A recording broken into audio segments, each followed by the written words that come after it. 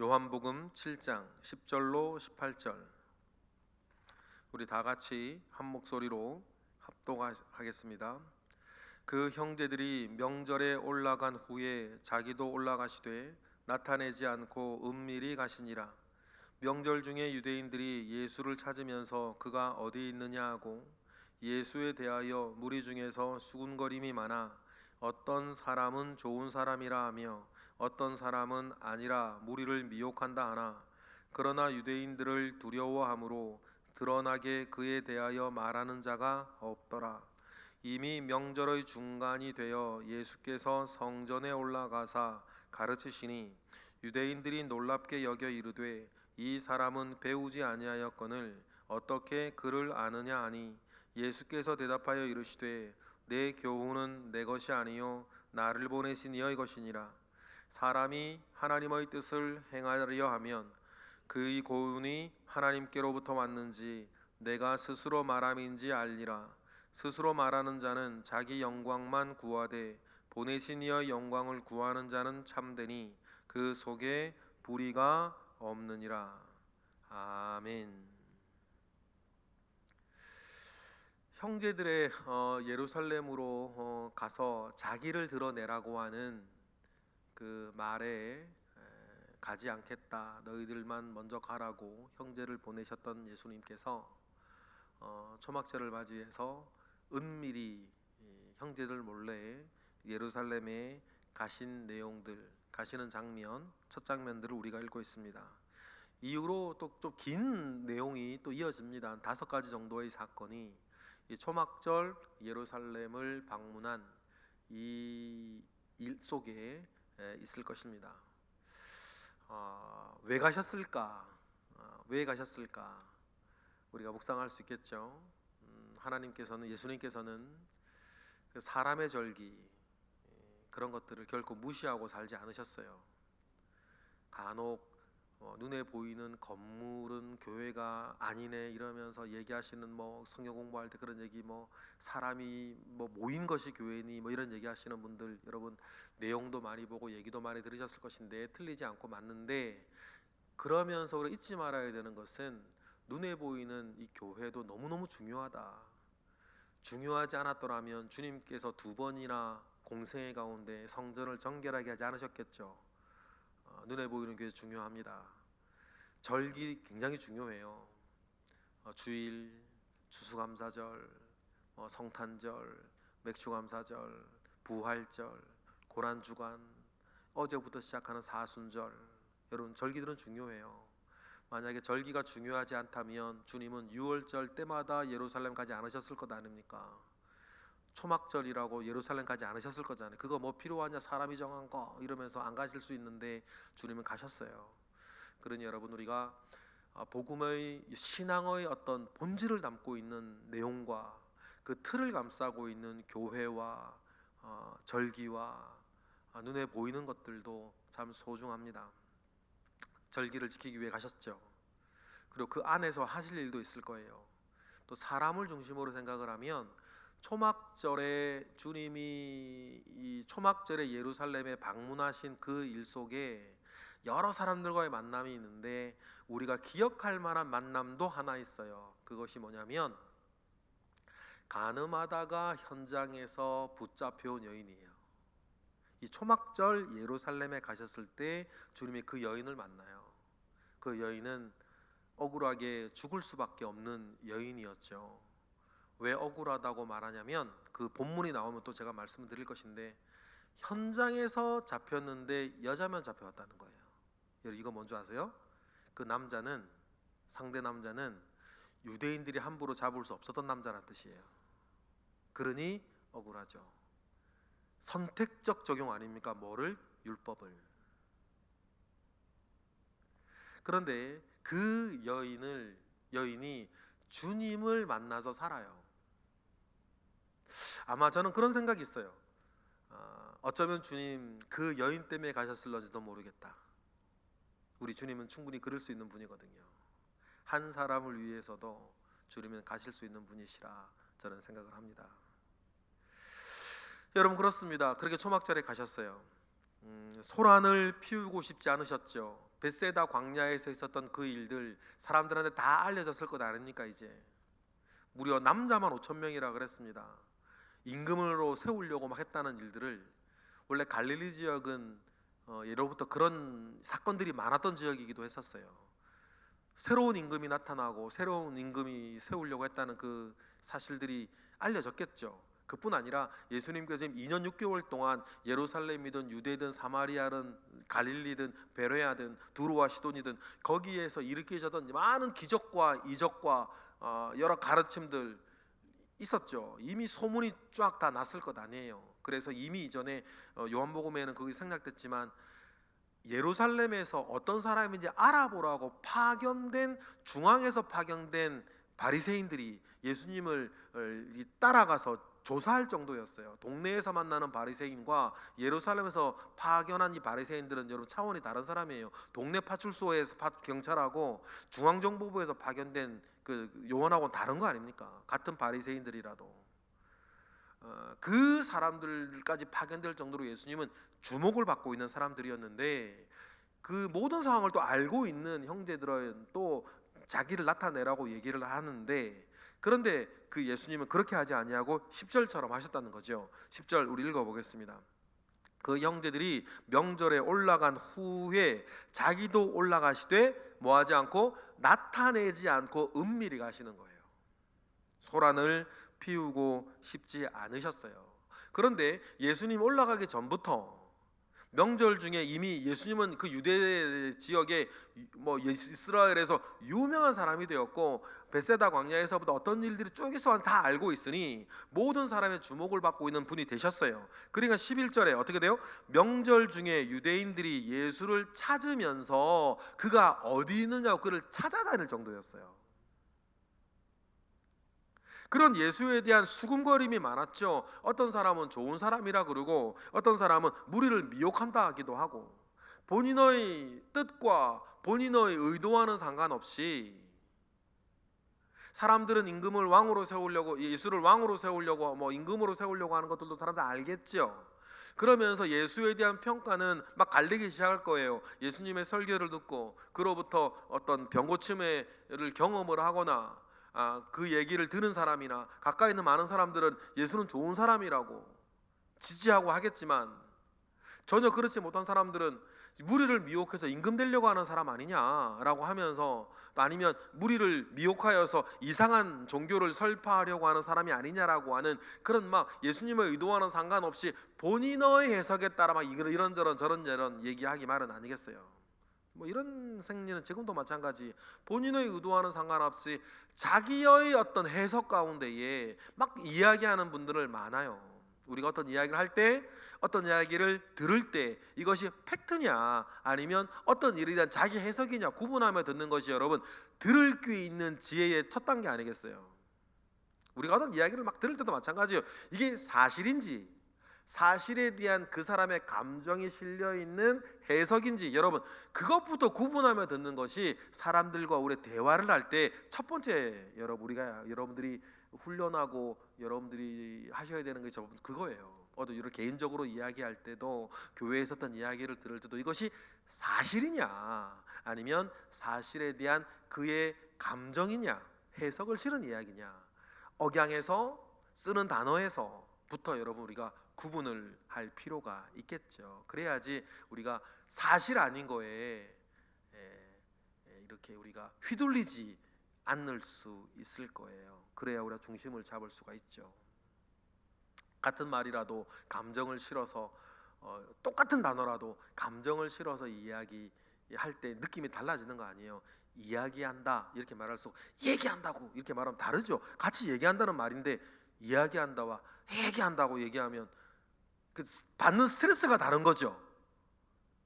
말은 한 건 팩트인데 거기에 얻는 자기 해석은 이야기한다는 이야기를 듣고 상대방이 이야기하는 것을 짜증나게 만들고 싶은 의도가 있는 거 아니에요. 여러분 그것을 우리가 일상의 대화에서도 구분하면서 들어야 사람들의 말 가운데 우리가 휘둘리지 않는 거겠죠. 예수님에 대한 이야기도 마찬가지 아니겠습니까? 예수님은 자기의 삶을 살았을 뿐이에요. 그런데 그것 때문에 자기가 어떤 다른 사람들, 경험하지 못한 다른 사람들은 자기가 가지고 있는 선입견에 따라 다른 느낌으로 다른 생각으로 말할 수가 있겠죠. 그죠? 그러니 막 수군거리면서 이렇게 이야기를 하는데 예수님에 대해서 드러내놓고 말하기는 사람들이 두려워했어요. 13절에 보니까 유대인들을 두려워했기 때문이죠. 여기서는 뭐 성전 중심의 제사장들 아니겠습니까? 유대인들이라고 하는 단어가 전체 유대인을 말할 때도 있는데 사복음서에 보면 특정 성전을 중심으로 권력을 쥐고 있던 그 어떤 권력층들을 대상으로 말할 때 유대인들 이렇게 말하기도 하는 표현법이 사복음서에 있어요. 그러니 이미 사람들은 알고 있죠. 제제사장층과 예루살렘 중심의 어떤 유대교 권력층들과 사내들인 공회를 비롯한 권력층들과 예수님 이미 척을 지기 시작했다는 사실들을 사람들은 이미 다 알고 있었어요. 이미 다 알고 있었으니 두려워서 말을 꺼내기도 어려운 그런 지경이었습니다. 그런데 여러분, 이럴 때 예수님께서 형제들이 충동한다고 그래 가자 하면서 이렇게 예루살렘에 갔으면 어떤 일이 벌어졌겠어요? 그 벳세다에서 일어났던 일들이 예루살렘에서 일어나고, 예루살렘에서 일어날 때 여러분 모든 사람들이 지지하는 게 아니고 폐가 갈려가지고 막 분란이 일어나고 그랬겠죠. 그러면 6개월 뒤에 예수님께서 종료주일과 같이 그렇게 예루살렘 입성하지는 못하셨을 거예요. 이미 폐가 다 갈려있는 상황이니까. 그러니까 여러분, 우리의도 마찬가지지만 주님도 우리가 묵상을 해보면 정말 하나님의 때를 기다릴 줄 알아서 할 말, 할 행동, 언제나 하나님의 때 가운데에 이렇게 사셨던 것을 우리가 기억을 하면서 우리가 하나님보다 앞서지 아니하고 하나님의 뜻 가운데 함께 동행하며 나아갈 수 있는 여러분 그 지혜가 저와 여러분들의 있기를 원해요. 욱해가지고 말 먼저 하지 마시고, 욱해서 행동 먼저 하지 마시고, 하나님께서 지금 이 일을 원하시나, 하나님이 기뻐하시나, 여러분 나를 내려놓고 하나님께 먼저 묻고 먼저 그래요 하나님께 뜻을 구하는 것들이 우리의 거룩한 습관 가운데 있기를 원해요. 여러분 이건 좀 훈련을 좀 하셔야 돼요. 왜냐하면 우리가 늘 그렇게 살지 않았기 때문이죠. 그래서 훈련하면서 우리가 습관은 말하는 것이나 행동하는 것이나 하나님의 뜻을 먼저 구하면서 한 템포 두 템포 늦게 말하고 늦게 행동하는 것이 여러분 늘 우리 가운데의 거룩한 습관으로 있기를 바랍니다. 그리고 명절 중간에 예수님께서 예루살렘 성전으로 올라가셔서 가르치셨다. 14절 그렇게 나와 있습니다. 여기서 예수님 가르치셨다라고 하실 때 뭐 우리 교회들처럼 강대상이 있고 그 위에 모든 사람을 모아놓고 가르치 그런 장면을 상상하시면 안 되고 큰 성전 광장 안에 여기저기서 자기가 할 말이 있고 가르칠 말이 있는 사람들은 그 운동장 같은 그런 광장에서 가지고 자기 얘기를 하면 그 얘기하는 사람들 저마다 모여가지고 그 사람이 듣는 그런 장면이에요. 그러니까 이제 예수님은 모든 사람들 모아놓고 모든 사람들의 시선을 받고 있는 게 아니라 광장 여기저기에서 막 자기 뜻을 막 설파하는 사람들이 여기저기 시장처럼 있어요. 그때 예수님께 모인 사람들이 있었다. 그래 가르치셨다. 그렇게 여러분 이해하십니다. 그런 장면인 거예요. 그런데 예수님의 가르침을 듣고 유대인들이 놀랍워서 하는 이야기가 15절이에요. 15절 읽어보겠습니다. 시작. 유대인들이 놀랍게 여겨 이르되 이 사람은 배우지 아니하였거늘 어떻게 글을 아느냐. 이 사람은 배우지 않았는데 어떻게 글을 아느냐라고 놀라는 두 가지 의미가 있어요. 첫 번째, 이 사람은 공식적으로 교육받은 서기관이 아닌데 성경에 대해서 왜 이렇게 잘 아냐, 그 의미이기도 하고, 두 번째는 당시의 유대교의 유명한 랍비들이 있었죠. 학파를 이루고 있는 랍비들이 있어서 힐렐 학파라고도 있었고 샴마이 학파라고도 있었고 유명한 학파들이 있었어요. 바울은 힐렐 학파 소속이었죠. 힐렐이라고 하는 사람이 세운 큰 학파가 있는데 그 사람의 손자에게서 바울은 배우지 않았습니까? 그런 학파에 소속된 사람이 아닌데 이렇게 놀라운 가르침을 전한 이 사람은 누구냐? 그 두 가지 의미가 사실은 글을 배우지 아니하였는데 어떻게 이렇게 배우지 아니하였는데 글을 아냐라고 하는 데에는 그러한 의미가 있겠어요. 여기에서 예수님 스스로도 또 우리의 삶의 도에서도 굉장히 중요한 말씀을 16절 17절 하시죠. 16절 그 이야기를 듣고 예수님 뭐라 그러세요? 16절입니다. 예수께서 대답하여 이르시되 내 교훈은 내 것이 아니요 나를 보내신 이의 것이니라. 여러분, 우리가 이 굉장히 중요하게 우리가 정말 할 수 있으면 내 말을 하지 아니하고 주님 말을 할 수 있는 사람 되기를 원해요. 우리 정말 할 수 있으면 우리가 100%를 목표에 두고 우리가 지금 5% 그러고 있으면 7%, 10%라도 조금씩 말입니다. 내 행동을 하지 아니하고 하나님의 일을 할 수 있는 사람들이 되기를 원하고, 내 말을 하지 아니하고 주님의 말을 할 수 있는 사람들이 되기를 바랍니다. 개인적인 모든 일들에 대해서. 그래서 바울이 말한 것처럼 이제는 내가 사는 것이 아니요 내 속에서 그리스도가 사는 것이니, 바울이 그렇게 말을 하였던 것과 같이 여러분, 우리의 삶이 정말 그렇게 되어졌으면 좋겠어요. 우리가 신앙생활 하는 목표가 그것 아니겠습니까? 내 감정대로 살지 아니하고, 내 뜻대로 살지 아니하고, 내 형편대로 살지 아니하고, 내 이익을 쫓아 살지 아니하고, 눈에 보이는 것이나 눈에 보이지 않는 것이나, 우리가 정말 바라는 것은 나를 통해서 주님이 사시기를 원하는 것. 여러분, 그러한 우리 죽을 때까지의 목표를 들고 살아가시는 저와 여러분이 되시기를 원해요. 주님은 그렇게 사셨죠. 그래서 뭐라고 말씀하세요? 내 것이 아니라 나를 보내신 이의 것이다 라고 하시면서 17절 또 이렇게 얘기하셨어요. 17절 읽어보겠습니다. 사람이 하나님의 뜻을 행하려 하면 이 교훈이 하나님께로부터 왔는지 내가 스스로 말하는 것인지 알 것이다. 이거 여기에도 두 가지 의미가 있습니다. 현장에서도 하나님의 뜻을 행하고 싶어하는 사람은 주님이 전하는 이 교훈이 하나님의로부터 온 건지 예수님 자기로부터 온 건지 알 거다 라고 하는 말이기도 하고, 우리 그리스도인들이 일상적으로 살아갈 때에도 우리 마음 가운데 내가 좀 하나님의 뜻을 행하며 살고 싶어하는 사람은 자기가 살 때 이 교훈들이, 이 말과 행동들이 자기로부터 나온 것인지 하나님으로부터 우리가 뜻에 맞는 것인지 알 수 있다, 그 말이기도 해요. 똑같은 말이죠. 여러분, 중요한 건 무엇입니까? 우리의 중심이 하나님을 향해 서 있냐는 거예요. 저 개인적으로도 마찬가지 아니겠습니까? 내가 개인적으로 살아가는 것이나 목회를 하는 이 모든 부분들에 대해서도 하나님을 향하여 서 있냐 내가, 아니면 그렇지 아니하냐 그냥 내 뜻대로 하고 있냐. 늘 제가 조심하고 있는 부분이 그 부분인 것처럼 여러분들도 마찬가지실 거예요. 우리가 교회에 선물을 한다든지 아니 개인적으로 우리가 뭐 삶을 살 때에도 중요한 건 내 중심이 하나님을 향해 서 있냐 지금. 여러분, 그 마음 가운데 굳건하신 저와 여러분 되시기를 바랍니다. 그리고 주님께서 말씀하시죠. 18절 이어서 말씀하세요. 스스로 말하는 자는 자기 영광만 구하되 보내신 이의 영광을 구하는 자는 참되니 그 속에 뭐가 없느니라? 불의가 없느니라. 그러니 주님께서 이 말씀을 통해서